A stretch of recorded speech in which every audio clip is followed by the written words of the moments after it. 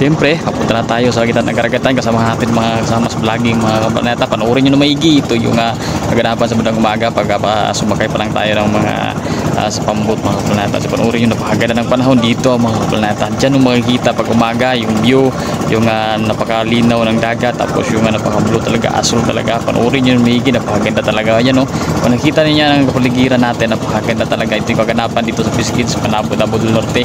Ayan, so panoorin nyo. Tapos ang Dalampasigan, napakalayo na talaga. Nakikita nyo mga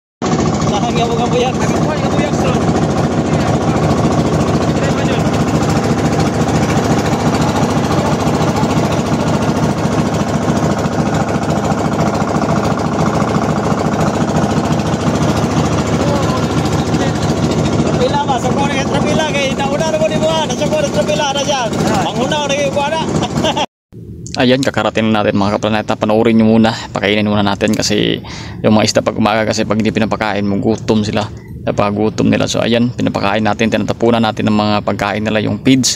Ayan, so napakalaki na ng mga isda mga kaplaneta. Kadalasan kasi pag dito ka sa gitna ng karagatan, pag ang isda sa umaga papakainin mo, napakalakas kumakain. Ayan, so ito yung kaganapan sa bandang umaga. So panoorin nyo na maigi mga kaplaneta. Ito yung mga pagpakain natin sa mga isdang bangus. Ayan, so bago tayo mag-proceed sa pangalawang setup natin mga kaplaneta, sa update natin sa weather kumbaga, kasi napakatindi talaga pag hindi natin na-update. So iwas lang tayo sa para safety tayo mga kaplaneta.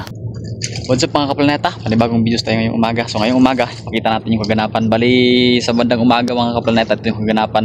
Bali napakalinaw na ng panahon ngayong umaga. Kung nakita nyo mga kaplaneta, pakita natin sa, ayan o, kita nyo mga kaplaneta, ayan o, napakita natin yung kumbaga kaganapan dito sa gitna ng karagatan sa Pisquid, sa Panabo del Norte. Ayan, so ito yung kaganapan yung mga kaplaneta. Napakaganda talaga ng panahon. Bali wala na talaga yung bagyong Juan, pero mag-ingat pa rin tayo sa kadalasan sa ibang lugar, sa ibang probinsya kasi may mga malakas pang hangin, tapos masyadong umuulan pata sa kanilang probinsya. Tapos Agusan del Sur mga kaplaneta, napakatindi talaga kasi may maraming damage yan sa mga daanan. So ayan, mag-ingat pa rin tayo kahit saan mga kaplaneta. So ito yung kaganapan, nakita nyo mga kaplaneta sa bandang umaga. Na-update lang natin dito sa Davao, Panabo del Norte. Ayan mga kaplaneta, so napakaganda ng panahon, nakita nyo mga kaplaneta. Ito yung kaganapan sa likuran, tapos dyan sa kumbaga sa Pantukan, sa Tago mga kaplaneta, ito yung kaganapan na yun. Napakaganda ng panahon. Tapos yung dagat, nakita yung dagat, napakaganda talaga. Ayan, so update tayo mga susunod natin mga kaplaneta, na upload natin mga videos yung kaganapan. Ayan, panoorin yung mga kaplaneta. Napakaganda ng mga panahon dito sa gitna ng karagatan. Ayan, napakaganda talaga kaganapan. Kaya ipakita natin mga kaplaneta sa ating YT kasi napakaganda ng paligid niyan dito. Ayan, so ayan, maraming salamat, magandang umaga sa inyo.